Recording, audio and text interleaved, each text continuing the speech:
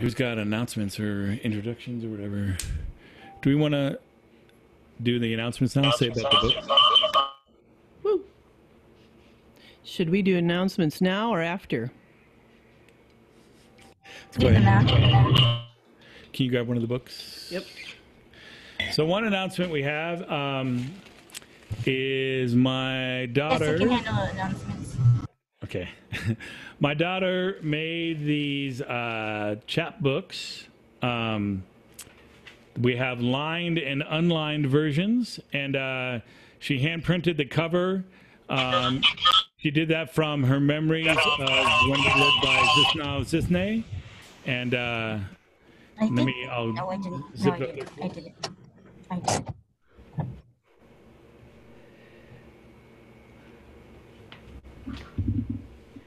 All right, so yeah, if you're interested in one of those, you can email us and we'll hook you up and just let us know if you want a lined one or an unlined one. And then you can keep your notes while we're doing our sessions here online. And then who's going to introduce the speaker?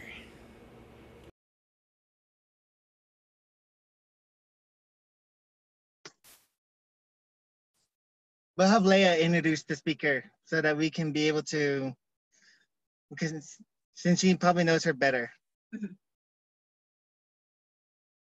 Since we've met her all of 3 times, I think now. All right, well, Ji-gaabiikwe Diane Campo is a survivor of the 60s scoop and shares her heart story of hurt, healing, and hope by reclaiming, redeeming, and rediscovering herself as an Anishinaabe. She is currently on staff with iEmergence, working out of Regina, Saskatchewan on Treaty 4 territory. Go Diane. Thank you. Let's see if I can do this. Is it shared? Is it good?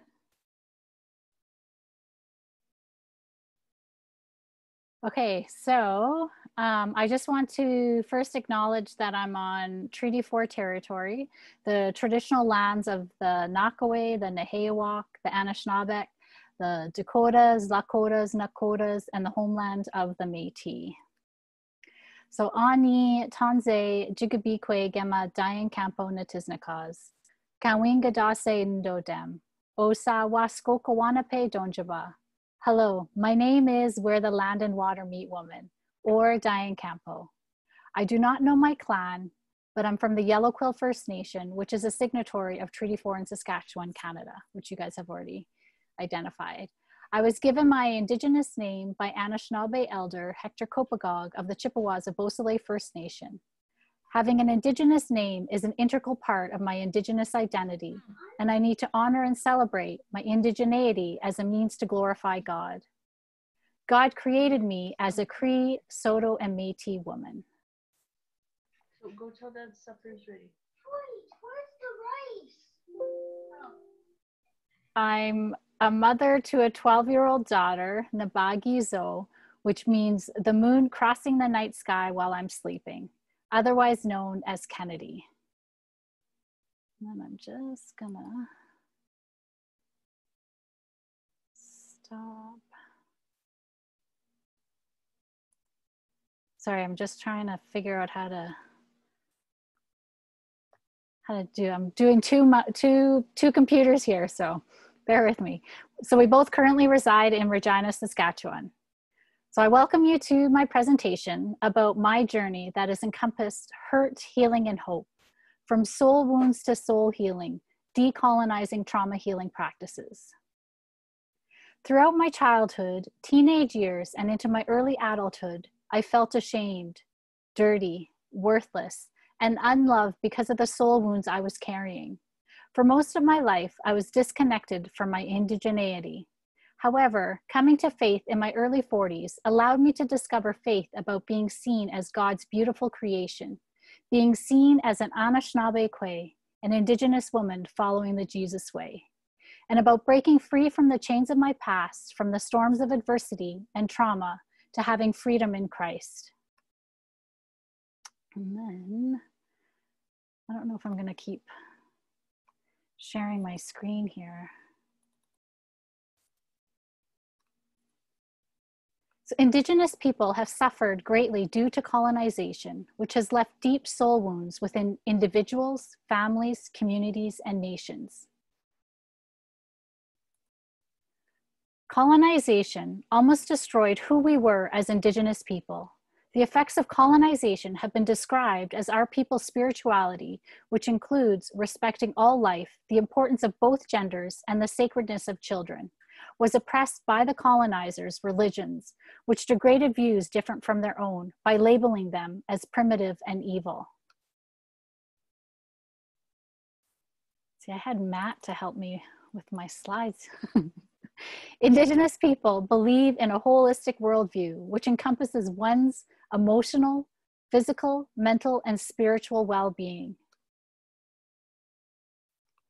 Colonization attacked the essence of who we were as Indigenous people by stripping away the foundational values and beliefs of our holistic worldview.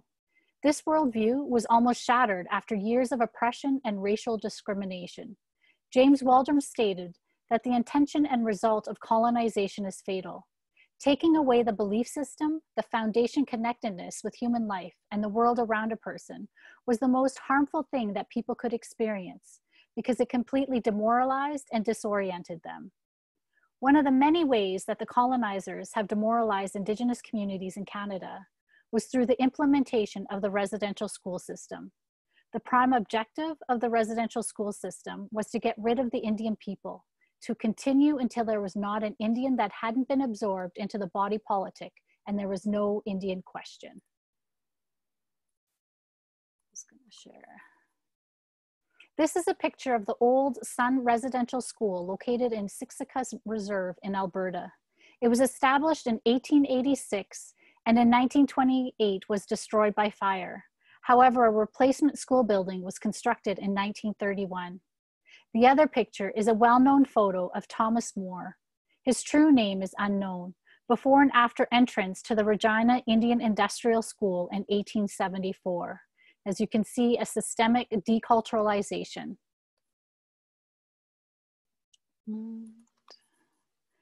The government's intent, whether it was indirectly or directly motivated, was cultural genocide, to strip away anything that related to Indigenous people's culture, traditions, languages, spirituality, ceremonies, familial and community structures.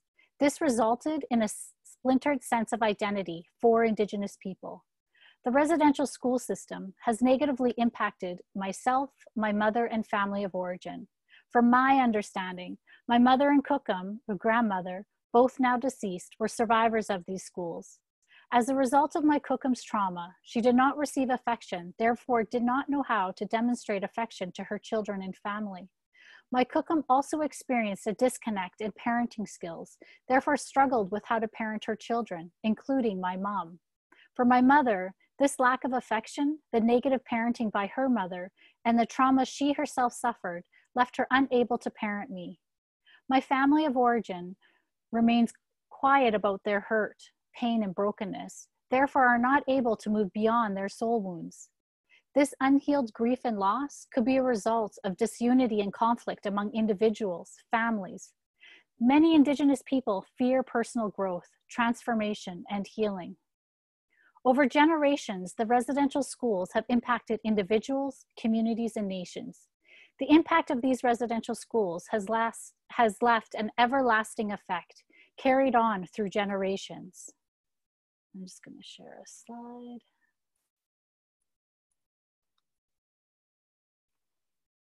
This is known as intergenerational trauma, leaving a devastating trail of feelings of alienation, shame, anger. As this slide shows, it's an ongoing cycle of trauma that accumulates within an individual. The intergenerational trauma is layered through various levels of traumatic experiences due to the emotional, physical, sexual, and cultural abuses. It is very difficult for Indigenous people to move beyond their trauma as they continue to experience the impact of intergenerational trauma, as it is reinforced by racist attitudes that continue to permeate within Canadian society. I was born into a grieving nation. due to the devastating impacts of these soul wounds. Over generations, the violence that was inflicted on my family, community, and nation's blood lineage destroyed the core identity of who we were meant to be. When the soul is deeply wounded over time, it is reflected in the violent behaviors and broken dynamics within the family, community, and nation, which are then passed down to the children and to the next 7 generations. These soul wounds are then embodied by the tremendous suffering that the people have undergone since the collective soul wound was inflicted half a millennium ago. I am from the heart of a mother who didn't know how to love me, born into this family that carried soul wounds as they struggled from years of addiction, alcoholism, mental health issues, violence, lack of cultural identity, and broken family structures. Not only did they carry traumas from their own lives, but carry the traumas from the generations before them, which is the concept of blood memory, which is carried from generation to generation through psycho-spiritual biological processes. This belief that trauma is genetically passed down from generation to generation, that traumatic experiences leave molecular scars that would also appear in their descendants. Epigenetics is a part of blood memory. Because my mother was struggling through her own soul wounds, she didn't have the skills or know-how to parent me or to understand how to love me. My mother didn't realize or comprehend that the soul wounds she was carrying were not only hers, but were passed down from her ancestors' pain and trauma as a result of colonization. Despite being surrounded by the dysfunction, the brokenness, and the deep hurts, my family of origin had cultural traditions. Even at a young age, I had a sense of belonging and a cultural identity. However, this ended when I was around 4 years of age. I didn't speak English, as Soto is my first language, but I knew something wasn't right when a black sedan pulled up in front of my cookum's place. Myself and 2 younger sisters were placed in the backseat of the car. And as the car drove away, I didn't realize this would be one of the last times seeing my cookum and mother, as I would never be returning. Being apprehended by the Saskatchewan government changed the trajectory of my life. I was a part of the 60 Scoop. In Canada, the 60 Scoop refers to a practice by the child welfare agencies of scooping up Indigenous children from their families and placing them in primarily non-Indigenous, middle-class foster and or adoptive homes between the 1950s and into the early 1990s. Children were placed in homes across Canada, the United States, and as far away as Europe. Saskatchewan implemented the only targeted Indigenous transracial adoption program called Adopt Indian and Métis, the AIM program. I'm just going to share another slide. Here I am at 4 years of age with my younger sisters when we arrived at one of the foster homes. My sisters and I were able to remain together during this ordeal, a gift considering many siblings were separated during this time. From what I can remember, we were placed in several non-Indigenous foster homes where we had suffered abuse. We remained in the foster care system for about 4 years, only seeing our mother once.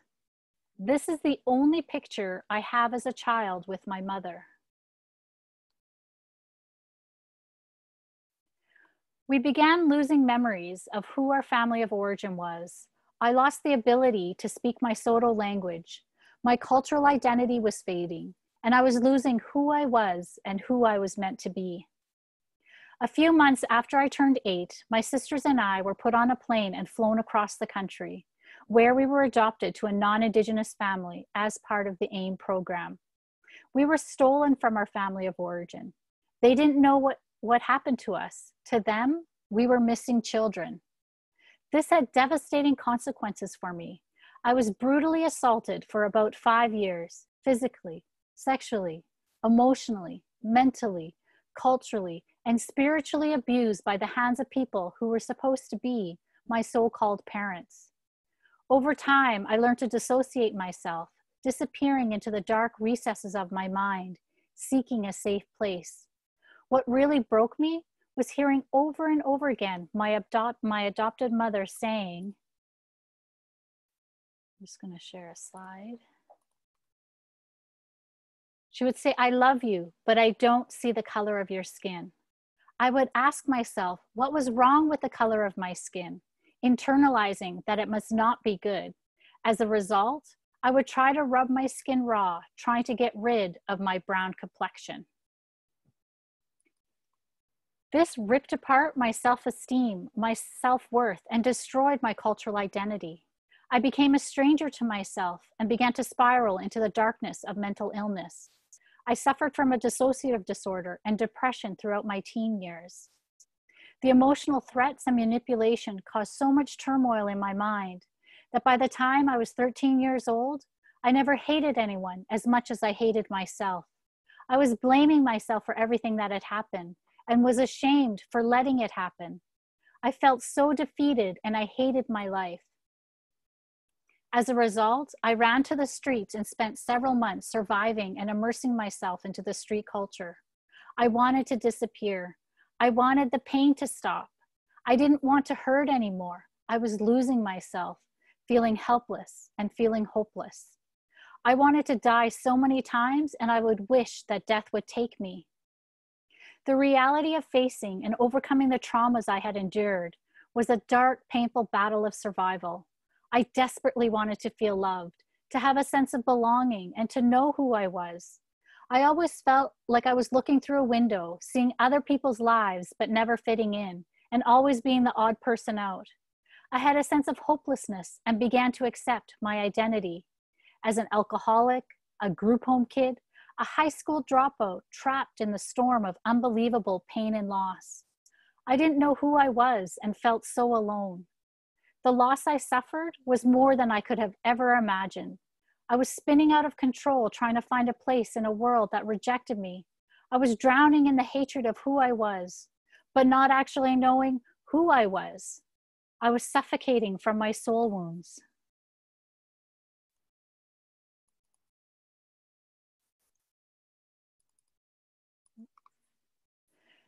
Mother Teresa once said, "The biggest disease today is not leprosy, cancer, or tuberculosis, but the feeling of being unwanted, uncared for, and abandoned by everybody."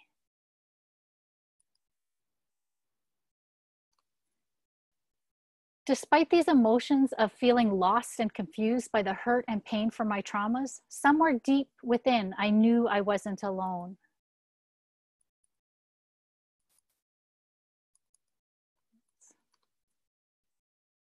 I knew that there was something greater beyond what I could see, but I just couldn't quite put my finger on it.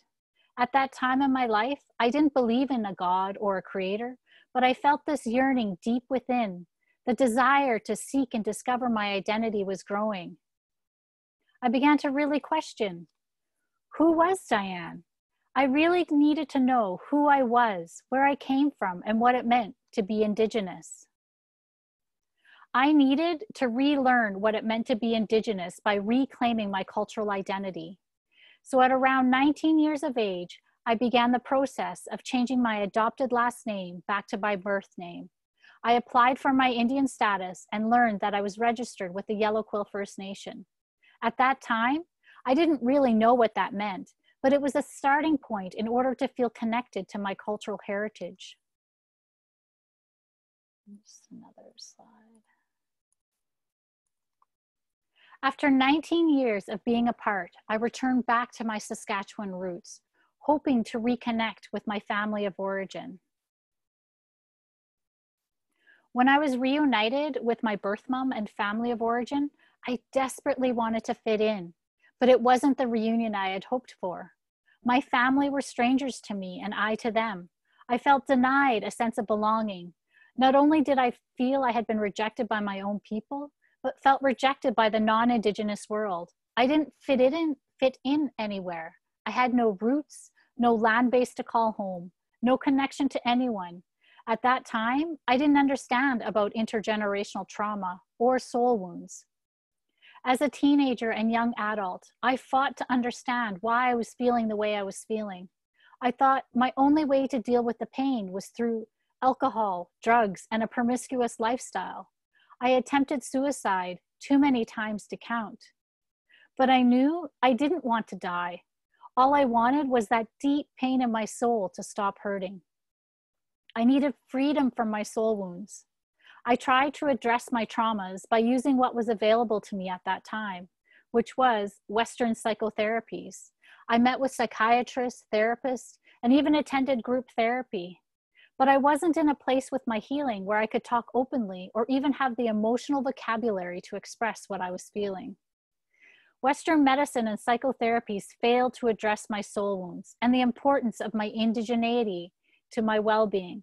I felt that the westernized medical and psychotherapeutic systems were only focused on my medical diagnoses, the many labels placed upon me.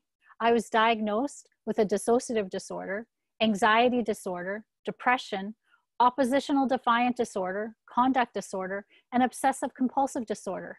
I felt that they overlooked my traumatic experiences and did not see me as a person beyond my diagnoses. In my early 30s, I began learning about the history of Indigenous people, soaking in all and any teachings that were shared with me from elders, mentors, and other Indigenous teachers across Turtle Island. I was beginning to reconnect the pieces of my shattered life by rebuilding my sense of identity and feeling pride to identify as an Ji-gaabiikwe. Reclaiming my Indigenous identity has been an integral part of my healing.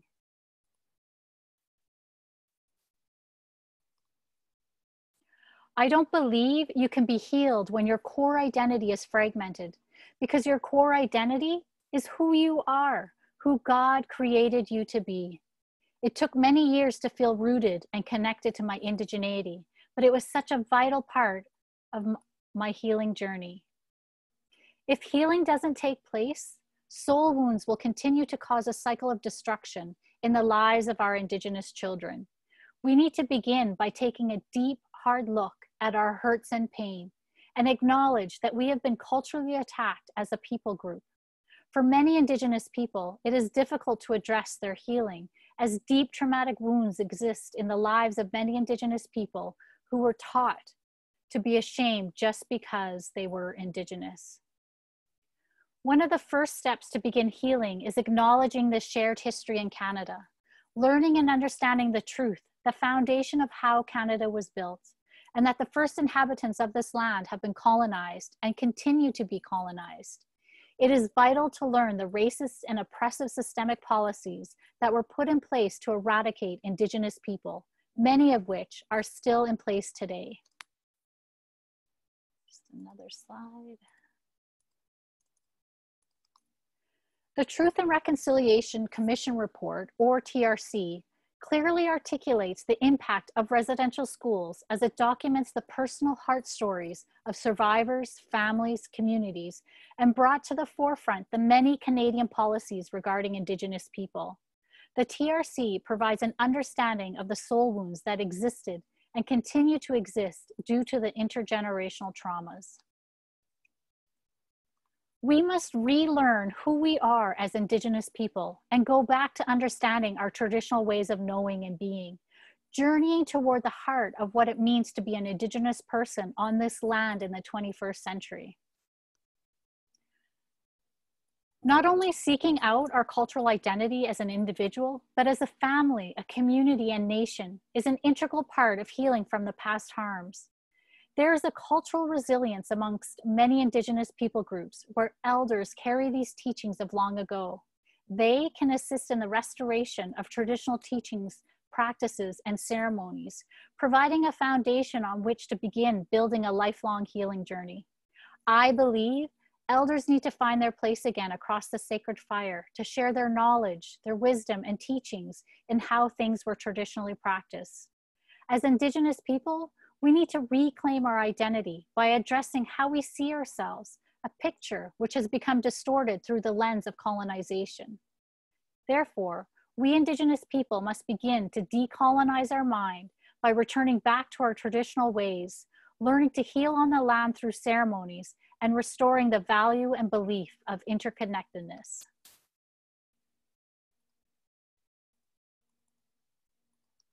We once saw relationships as an integral part of our worldview.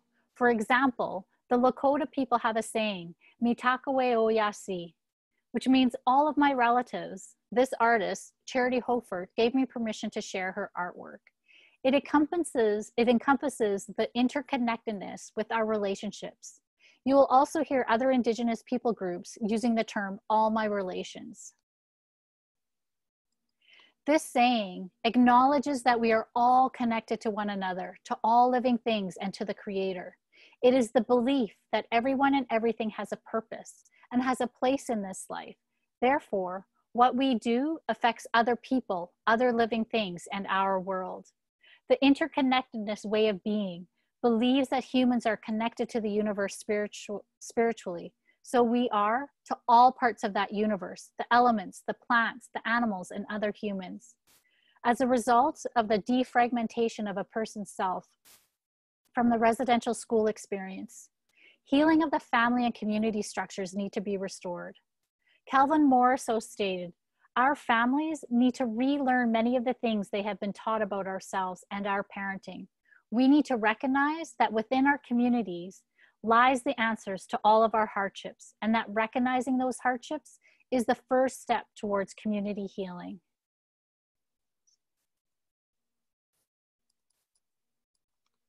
Individuals, families, and communities were once in balance and harmony with themselves, their families, communities, and Creator. We once were a people that were interconnected with one another and with the land we shared. Respect was shown to the plants, animals, and Mother Earth. Since colonization, there is an imbalance and disharmony which has negatively affected the health and well-being of Indigenous people, who once considered holistic healing to include their mental, physical, emotional, and spiritual humanness. Healing can occur when we begin to redeem our traditional healing practices.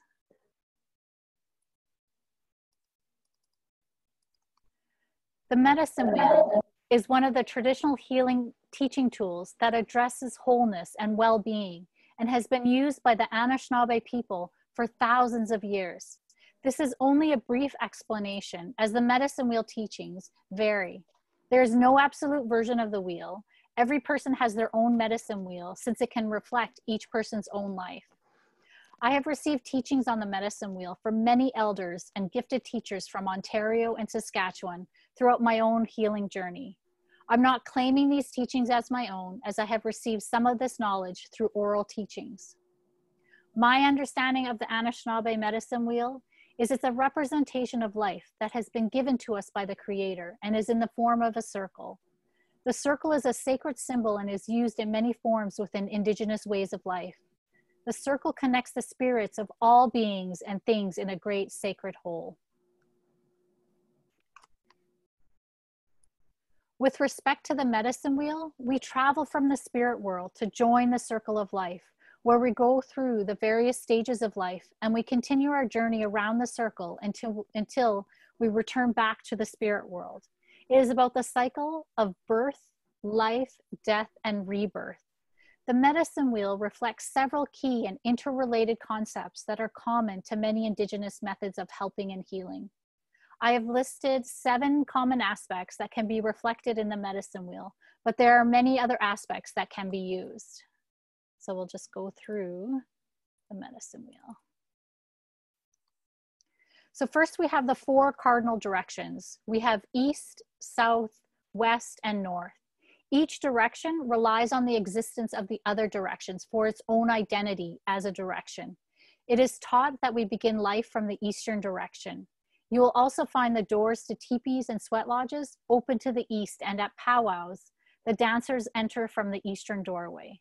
When we come full circle, we leave the circle by entering into the spirit world in the northern direction. Then we have the 4 aspects of wholeness. Spiritual is in the east, emotional is in the south, physical is in the west, and mental is in the north. They all must be in balance to have optimal health and well-being. Maintaining holistic health has been explained as each part of the whole requires attention in a manner where one part is not focused upon to the detriment of the other parts. Then we have the 4 stages of the life cycle. So we have birth and infancy in the east, youth is in the south, adulthood is in the west, and elder is in the north. We enter these stages of life growing, learning, and understanding ourselves and how we are connected with others and Creator. Each stage provides gifts, roles, and responsibilities. I'm just touching a brief, not going too deep into each one of them. And then we have the 4 races that are represented by the colors. Yellow representing people of Asian descent in the east, red representing people of indigenous descent in the south, black representing people of African descent in the west, and white representing people of European descent in the north. Then we have the 4 elements. We have fire, water, wind or air, and earth. Creator ignited the sacred fire within us and is located in the east. Water is essential to our bodies, flowing to all other living things, and is located in the south. We are provided for all our needs from Mother Earth. It is our lifeblood and is located in the west. Wind or air is located in the north. Creator breathed into life all living things. Then we have the 4 seasons. Spring brings new beginnings and seeds are planted and is located in the east. Summer is a time for growth and is located in the south. Fall brings in the harvest and is located in the west. Winter is a time of death and completion of the life cycle for some people and is located in the north. Then we have the 4 sacred animals. The eagle represents wisdom and is the messenger between people and the Creator and is located in the east. The deer represents generosity and sharing and is located in the south. The buffalo guards the western direction and teaches people to look within themselves for guidance. The bear teaches us about strength and truth and is located in the north. In the center of the medicine wheel is the sacred fire. This is the doorway that connects all aspects to the Creator. We strive for health and well-being by trying to move towards the center of the wheel where there is balance and harmony. It is a lifelong process which leads people to their true selves, moving through the life cycles towards wholeness, balance, interdependence, or connectedness, and harmony with oneself and with other living things. Each of these aspects holds many teachings and interpretations, but it is about all things. It's about how all things are interconnected and how each plays a role and has a responsibility for the betterment of the whole. It's about a holistic self.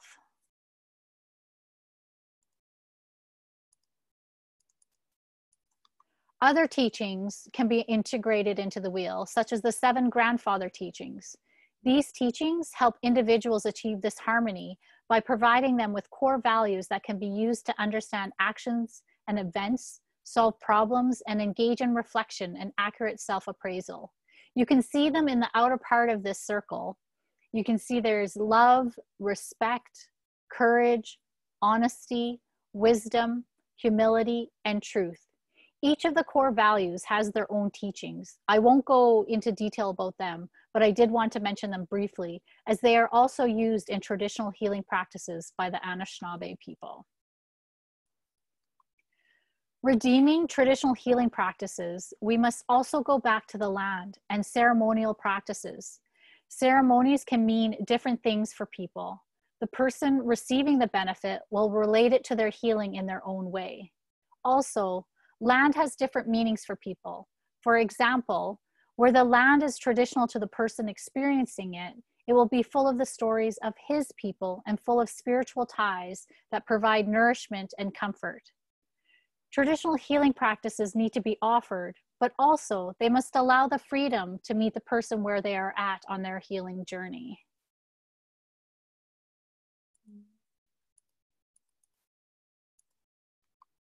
Ceremonies like the sweat lodge create a space for healing to occur, but ultimately it is up to the individual to be open and willing to receive healing.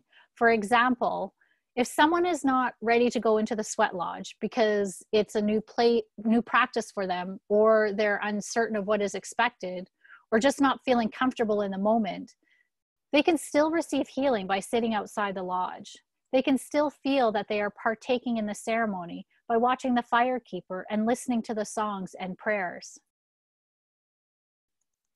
Furthermore, being out on the land provides individuals with a connection to all of creation, listening to the sounds of nature, feeling the wind across their face or the smell of the fire, and hearing the prayers can heal soul wounds. Colonization erased and rewrote the narrative for many Indigenous people. As an act to decolonize traditional healing practices, and in order to heal, people must write or create new story or script of their lives.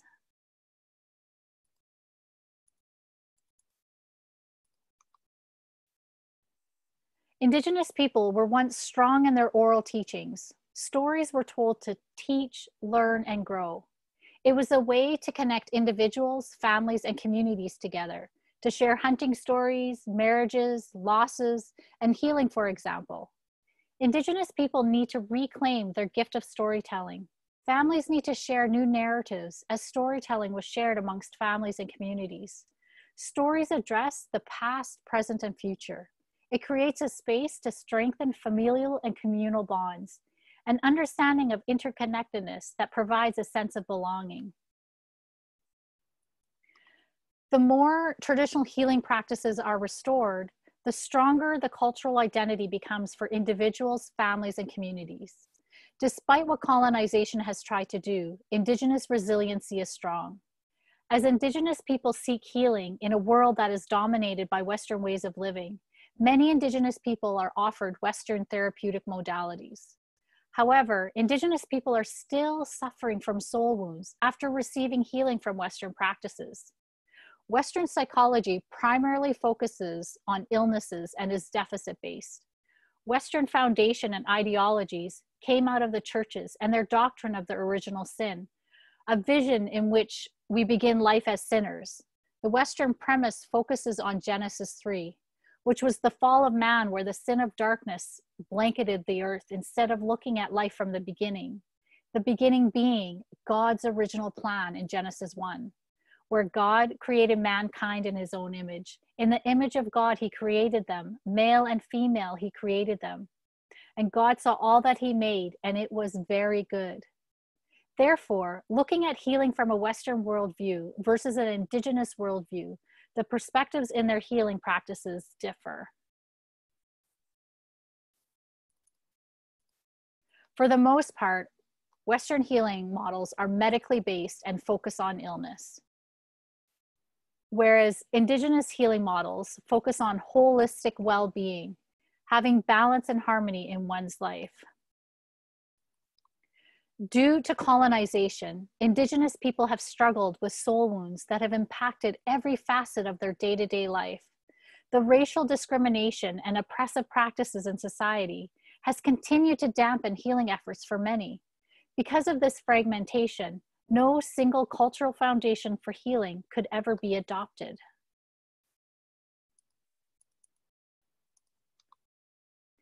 Redeeming traditional healing practices then needs to be balanced with some Western therapeutic modalities. This is also referred to as two-eyed seeing. Any healing practice needs to incorporate a person's cultural framework for understanding their trauma. This means guiding Indigenous people back to an understanding of how they are interconnected with creation, that they are all sacred beings sharing an identical spirit with all other aspects of creation. For Western healers, this means acknowledging traditional healing practices like the medicine wheel teachings, which can be done by referring them to traditional teachers. Incorporating both Western and Indigenous healing practices allows a historically inclusive psychological approach that acknowledges the roots of betrayal and anger. It moves a person toward a more acceptable cultural system, and it focuses on issues of internalized oppression, thereby creating space for re-imaging the self. Incorporating different healing practices from both the Western and Indigenous modalities helped me to understand my soul wounds. by learning about the legacy of the residential schools and intergenerational traumas, but it also provided me with the ceremonies to become rooted in my cultural identity.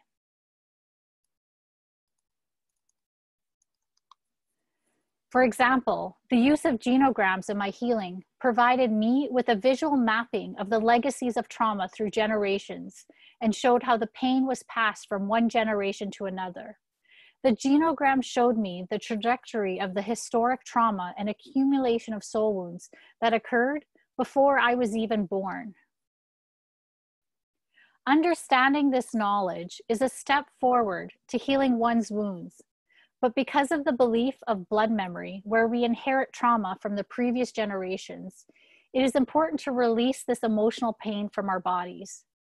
Throughout my teen years and into my early 20s, I had been experiencing a variety of health issues, but the doctors were not able to find anything wrong with me. It felt like it was all in my head, even though physically I was symptomatic. I went in search of a healing practice that was different from the sit down, talk in front of a therapist or counselor approach. This is where I learned about psychodrama bodywork. Because talking about my trauma didn't work for me. I needed to allow my body to release the deep, deep pain of my soul wounds. It was a time to understand the story that my body was trying to tell me. I was able to release deep-rooted fear, anger, and sadness through these releases, along with smudging, prayer, and songs being incorporated in the healing experience. I experienced holistic healing. This provided me with a safe space to talk about my pain and receive validation of who I was as an Indigenous person, as I felt connected to all the elements of the healing process.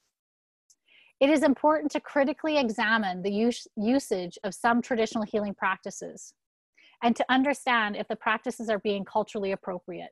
For example, trauma-informed care builds upon a person's relationship with not just the trauma, but promotes healing and well-being.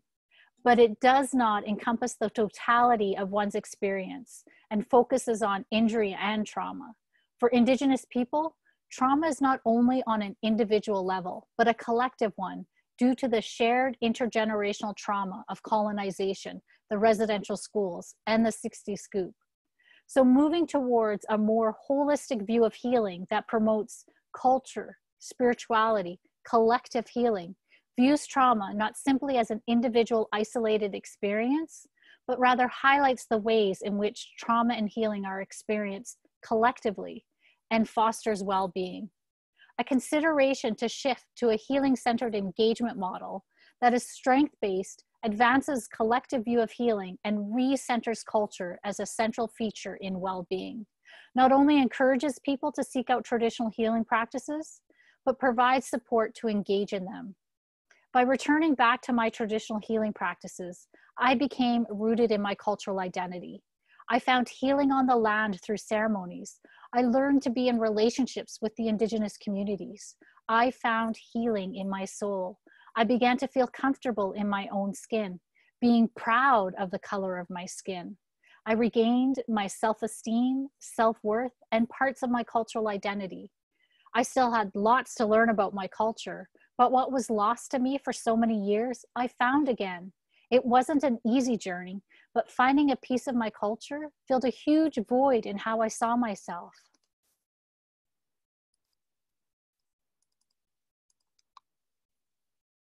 Creator has affirmed my identity as an Anishinaabe by bringing me into balance and harmony. Acquiring the knowledge of my past has helped me to understand that Creator made me for a purpose, as I am His masterpiece. This healing journey has been about striving towards Minoba Madzuin, living the good life as an Anishinaabe, trying to live out that interconnectedness with those around me, the communities I engage with, and strengthening my relationship with our Creator.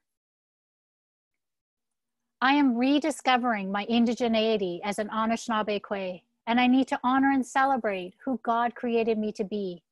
Being on this healing journey, I'm learning to be authentically me, because Creator wants me to experience my culture as an Anishinaabe. Creator wants us to be in balance and harmony with ourselves, with our family, with our community, and with Him. Even in the midst of a broken world full of broken people who have lost their way, because He gives us that power through His Spirit. God breathed into humans the breath of life, and there is something of God in everybody. He is our hope. My heart breaks for our Indigenous youth who are broken and ashamed of who they see when they look in the mirror. They are still caught up in the web of intergenerational trauma and have yet to acknowledge their soul wounds. I know Creator did not make a mistake when He created us as Indigenous people. For You created my inmost being. You knit me together in my mother's womb. I praise You because I am fearfully and wonderfully made. Your works are wonderful. I know that full well. My frame was not hidden from You when I was made in that secret place, when I was woven together in the depths of the earth. Your eyes saw my unformed body. All the days ordained for me were written in Your book before one of them came to be. But yet, Western society wants us to deny our cultural identity and condemn it as being evil and not worthy of God. I know in my heart, Jesus is not asking us to deny who we are as Indigenous people. We do not have to give up who we inherently are. We need to celebrate our differences by walking alongside one another with love and respect. Creator is calling me to walk with Indigenous youth, their families, and their communities in a good way. Because of my heart story, Creator is gifting me the opportunity to give back to my people across Turtle Island. Being involved in healing is about caring about what is happening to other people and getting to know their heart story. Because Creator lives in me, I want to share His love with our Indigenous youth. I want to be His vessel in sharing hope and creating spaces and opportunities for our Indigenous youth to be who God has created them to be. I'm beginning to do this with my work through iEmergence. iEmergence values relationships, sharing the love of Creator through relationships with youth, their families, and their communities.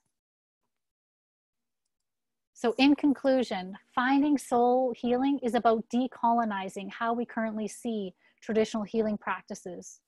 It is looking at the past, present, and future of how we, as Indigenous people, were once in balance and harmony and interconnected with one another through Creator.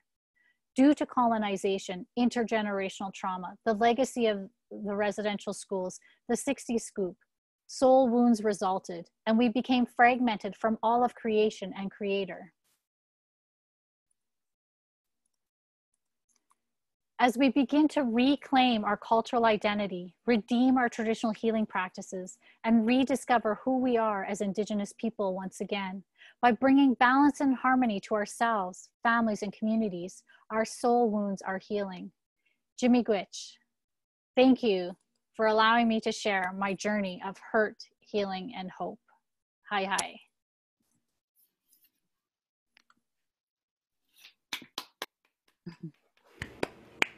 Yeah, awesome.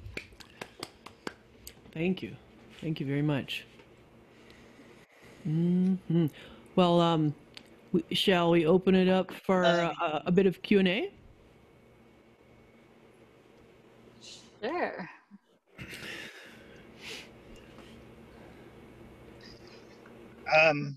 Love your speech. Love everything you talk about.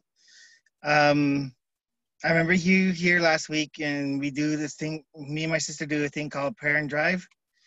So we're actually at Southwest Indian Polytechnical Institute in Albuquerque.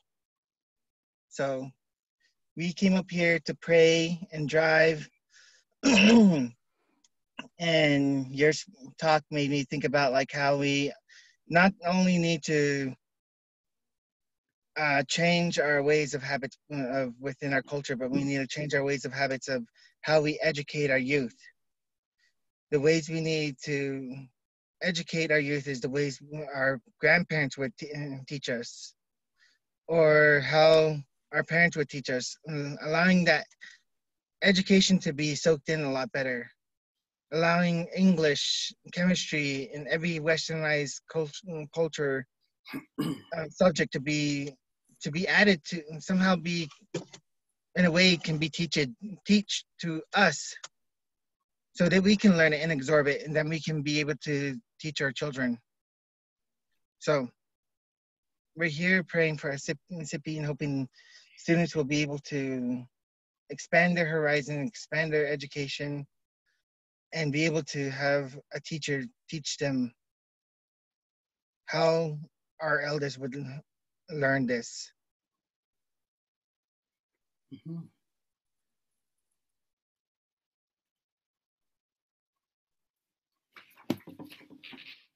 Diane, how are things going with iEmergence now with everything with COVID and that? How are you being able to minister with the youth virtually now? It's looking differently. Like we're looking at our kids culture camp. We're doing an online version, so we're in the process of sorting out those details and how do we reach those communities.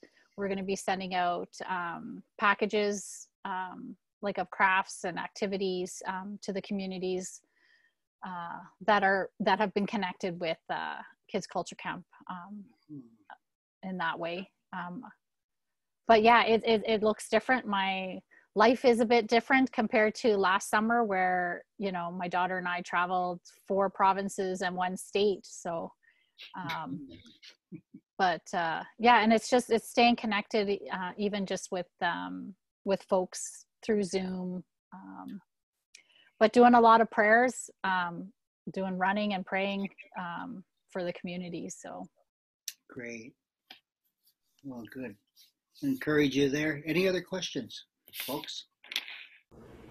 I can toss out one, and I would say that we're monitoring the Facebook thing, so lots of thank yous for your powerful story coming through on Facebook.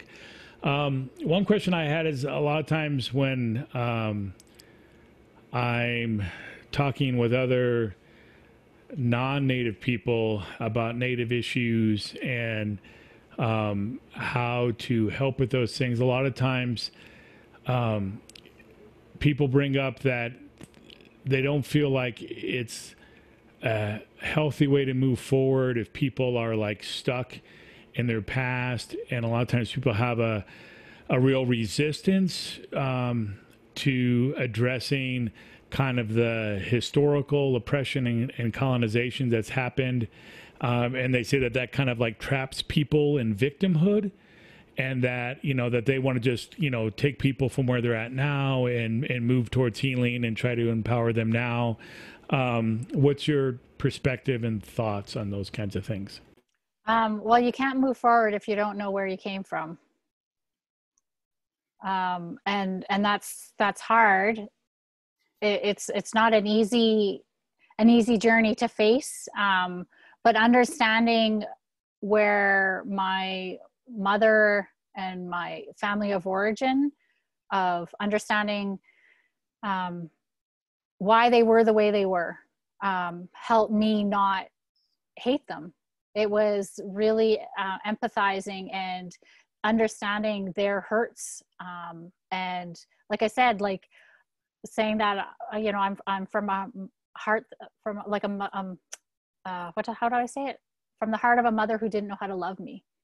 And she didn't, and that's no fault to her, like to even, you know, and I wasn't able to say that, express that I still loved her. But for peace of my heart and my mind was really embracing who she was and how she was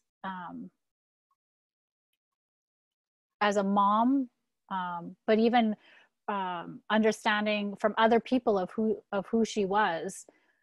But if I didn't seek out why, if I didn't seek an understanding of the historic trauma that she herself experienced, or just even in, like within the Indigenous communities, I think I would still be trapped in that, because I wouldn't have an understanding. And so, yeah, I mean, it's easy to move forward, but it'll always pull you back. And so with anything, you have to face trauma head on. You need to overcome, you need to grieve. And then that's where you can let let it go, because then you have that understanding, and somehow you need to figure out how to embrace it within your heart. I can't change the past, but I can change how I see the past. Mm-hmm. Very good. Any questions online there, Grovers? My sister Jamie is watching. She made the comment. She said, "Thank you for helping her understand, and Creator's blessings to you and your sweet daughter." Yes. Well, they are quite a couple, her and Kennedy. I love it that they're runners. I've been running now for 47 years and enjoy every minute of it.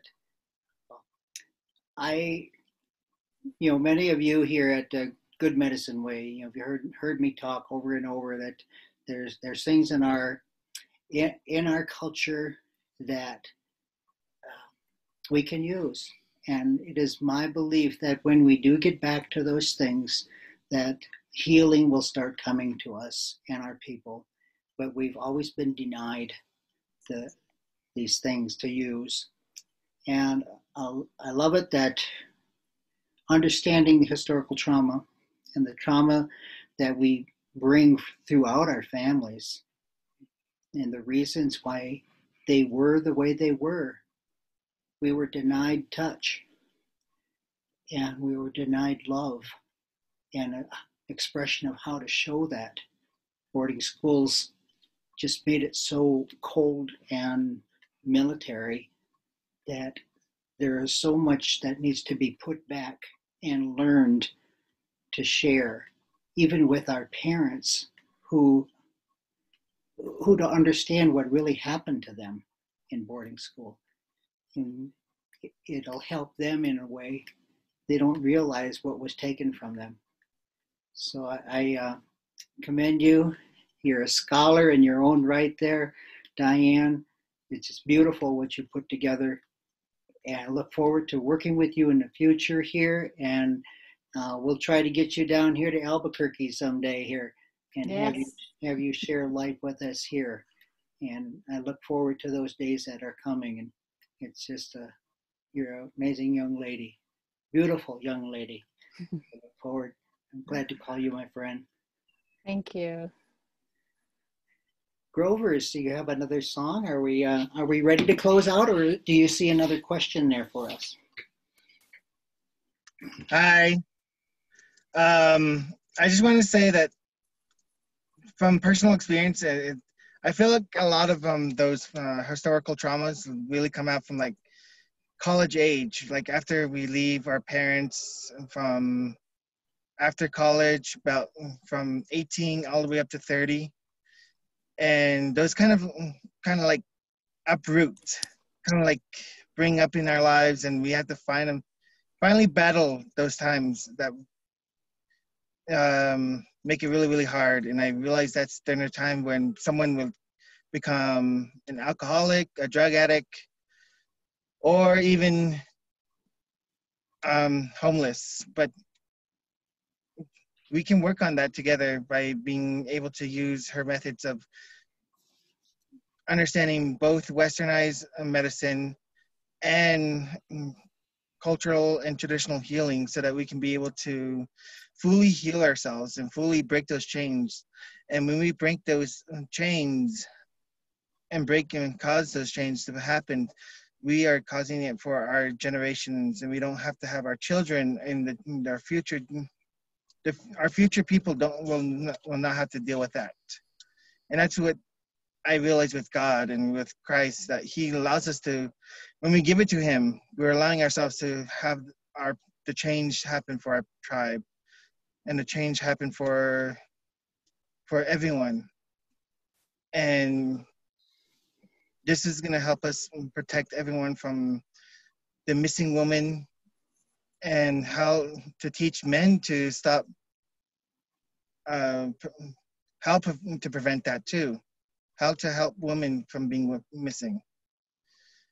So we're here. And the Grovers can take over with music.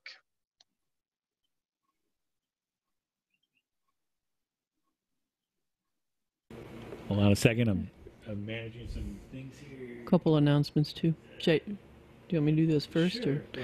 All right, a couple announcements. We on the Good Medicine Way Facebook page at the top. There's a PayPal link.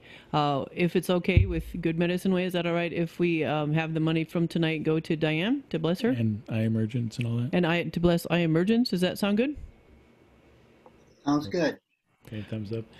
Okay, and then we had a couple comments in the chat. One is, will this be on Facebook? It should be. The video should be archived on the Good Medicine Way site. So once we're done here, it should automatically post there, and it should be available perpetually.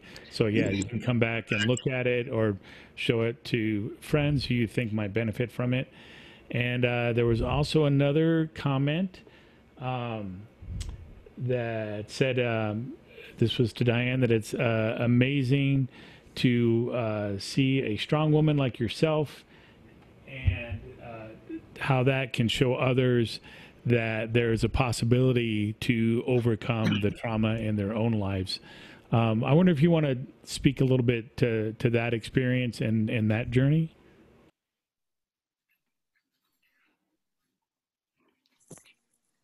What's the question?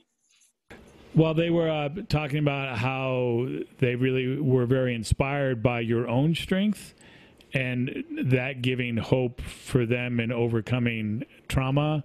And I didn't know if you wanted to speak to like the path of that journey, and as you get healing in your own life, how you can bring healing to others and the appropriate balances in that, or I don't know if you have any insights you think need to be tossed out for that. That can be another presentation. I think part of it, like I said, was really understanding Indigenous history and understanding for my family the impact of the residential schools, as well as being a 60s scoop survivor. And I'm actually in the process of still trying to figure that out as a 60s scoop, and healing from that understanding and the depth of loss of what the government did by scooping up not only myself, and so that's an ongoing journey, but it's really willing to take a hard look at yourself. Do you want to keep going down that path, or do you want to change? When I found out I was pregnant, that I wanted a different life for my daughter. I didn't want her to carry or minimize the soul wounds that she would be brought into, and so it was really seeking out elders, seeking out mentors to help me to bring her into a world that she knows love, that she has a community.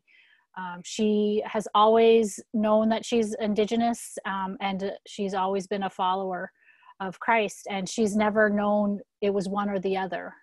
And so her life, and we've done rites of passages with her. And so it was just changing for her, and that willingness and that drive of how badly do you want it? And it's not easy to look at pain.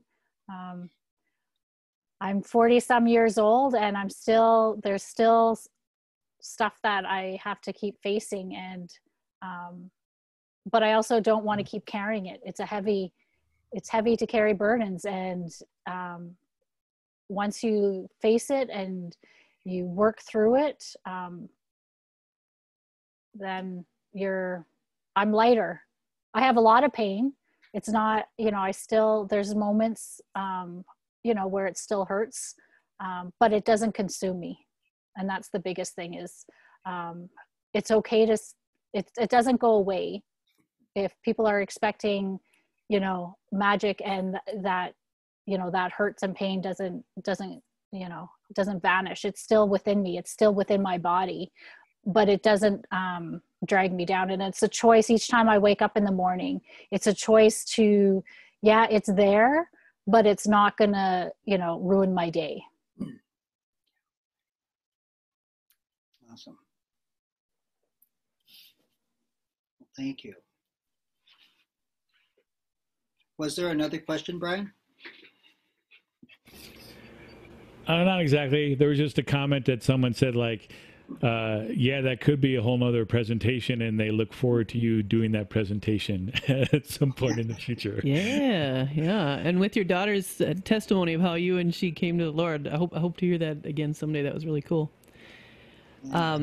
The final announcement was that next week's speaker will be Mark Charles. And last week's video of Wade Adakai, I believe that's supposed to be coming to the Facebook Good Medicine Way page soon also. So we can do that song. Yeah. I have a question. Mm-hmm. Sure. Since Mark Charles is coming, would you guys be okay if I drive up to Santa Fe?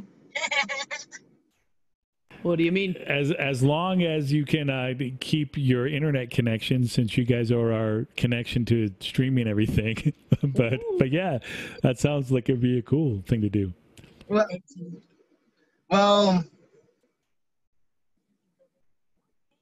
we can go there beforehand and drive on our way back. Yeah. If we can figure it out, I think that's a great idea. Okay. Yeah, well, our friend Mark Charles will be with us next week, and we'll be discussing some of his book, The Ongoing Dehumanizing of the Legacy of Doctrine of Discovery. He'll be speaking to his book. Also, one person we'd like to have on there, so maybe someday, is his co-author on this, Sojung Ra, a friend of ours with Nate's. And so Mark, he began out here in the Southwest. He lived on the reservation for a while, and now he lives in Washington, D.C., and he is a presidential candidate for the United States presidency.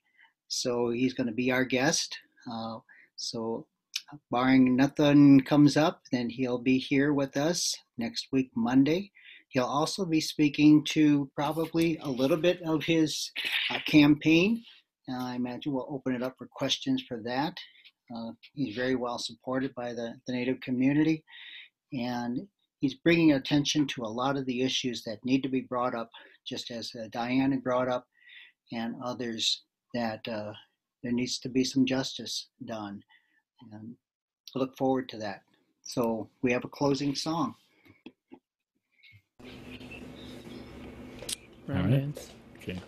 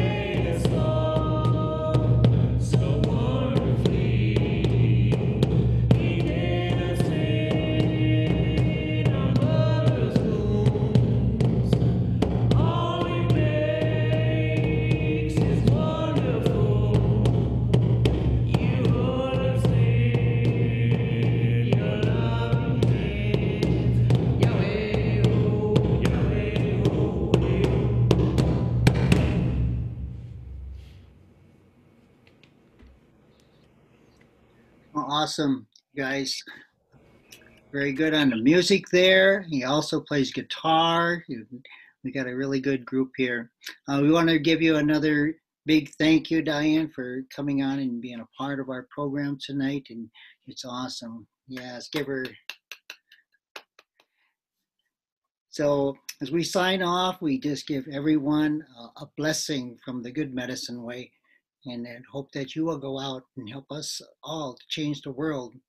Be the Bible that they're not reading out there. Reflect God's image in everything that you do. Be present in mind that you carry Christ with you wherever you go. And we look forward to meeting you guys again next week. And until then, God be with you. Thank you. Thanks, Charles, Stacey. Thanks, Diane. Is it Thank you. every week? Thanks, Diane. We're every week at 6 on Monday, or 6 Mountain Time. Yeah, this same time. All right, cool. Rashawn invited me to join the medicine group. Oh, cool. Yeah, Cool. I'm in Hawaii though. Oh, But, yeah. All right. Who knows what time it is out there from our perspective? It's like it was 2:00. Okay, that's So not yeah, not that bad. Okay. Yeah. Cool. Thanks for joining us from all around. Yeah. Look forward to everybody who's coming out. It's just, I think even through COVID, God is reaching out in a special way and connecting people who probably would never been connected with the Good Medicine Way here. So encourage you to, stay in touch. We'll have other speakers. Got friends all over the world here. I think we could just bring them in from everywhere and get some various talks from all different fields that we have out there.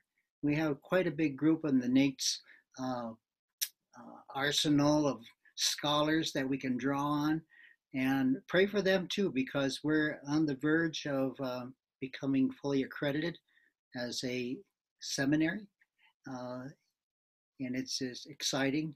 I'm in the middle of teaching a class right now, and it's always good.